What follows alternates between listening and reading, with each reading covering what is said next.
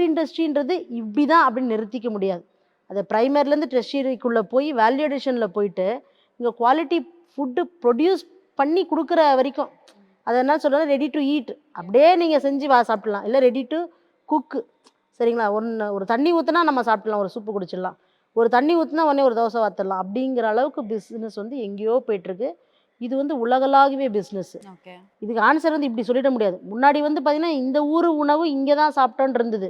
சரிங்களா? இன்னொரு ஊருக்கு போனா தான் அந்த ஊர் உணவு இருந்தது. இப்போ அப்படி கிடையாதே. நீங்க சைனாக்காரன் ஃபுட்டை வந்து எதுக்கு சைனாக்கு போனா? நீங்க என்ன வேணா சாப்பிடலாம். நீங்க தாய்லாந்து ஃபுட்டா, இல்ல ஜாப்பனீஸ் ஃபுட்டா எதுவா இருந்தாலும் நீங்க இங்கேயே சாப்பிட்டுடலாம். ஸோ அந்த அளவுக்கு வந்து ஃபுட் இண்டஸ்ட்ரி வந்து ரொம்ப சுருங்கிடுச்சு. நம்ம வீட்டு தட்டுகள்ல நம்ம எல்லா கண்ட்ரியோட ஃபுட்டும் நமக்கு வந்துருச்சு. எல்லா கண்ட்ரியோட ஃபுட்டுமே ப்ரீமிக்ஸாவும் இன்னைக்கு நமக்கு கிடைக்குது. ஸோ அந்த அளவுக்கு வந்து ஃபுட் இண்டஸ்ட்ரி வந்து பூம் ஆகி போயிட்டுருக்குது. ஆனா அங்க ஒரு முற்றுப்புள்ளி அப்படி ஃபுல் ஸ்டாப்ன்னு யோசிச்சேன்னா, நம்ம ஊர்ல என்ன விளையுதோ அத நாம சாப்பிட்டோம்னா நமக்கு ஆரோக்கியம். ம். நம்ம ஊர்ல விளையறத விட்டுட்டு எங்கெங்கேயோ விளையறத நம்ம சாப்பிட்டோம்னா நமக்கு ஆரோக்கியம் இல்ல. இது வந்து ஒரு விழிப்புணர்வு. இதுக்கு கொஞ்சம் பேர் போயின்னு இருக்கிறாங்க. அந்த ஃபுட் இண்டஸ்ட்ரி தான் வந்து ஆர்கானிக் ஃபுட் இண்டஸ்ட்ரி, ஹோம்மேடு இது அப்படின்னு இருக்கு. அதுல அதே கேட்டகரி தான். அந்த கொஞ்சமா போயிட்டுருக்காங்க பார்த்தீங்களா? அந்த கொஞ்சமா போயிட்டுருக்க கேட்டகரி தான் நம்மளுமே. கேபி ரெசிபீஸ்ன்னு சொல்லிட்டு நஞ்சில்லா உணவு தான் நம்மளோட கான்செப்ட்டே. 0 பிரிசர்வேட்டிவ்ஸ்.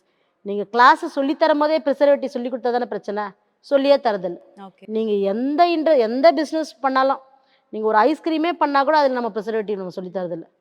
கேக், மஃபின் பண்ணா கூட எதுக்கு பிரிசர்வேட்டிவ் போடணும்? போடலன்னா தட்டையா இருக்கும் கேக்கு பரவால்ல சாப்பிட்டுக்கலாம். புரியுதுங்களா? அந்த மாதிரியான கான்செப்ட்ல நம்ம வந்து தொடர்ந்து பிரயாணம் பண்ணிட்டு இருக்கோம்.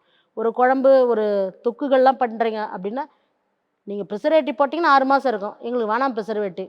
30 நாள் தான் நல்லாயிருக்கும். அப்படின்னா 30 நாள் மட்டும் எப்படி பண்ணலாம்? அதையே ஒரு வெறும் 15 நாள்ல கூட ஓகே போதும். ஆரோக்கியமா சாப்பிட்டுக்கலாம். அப்படிங்கிற இடத்துல தான் நம்ம வந்து இப்ப இருக்கோம்.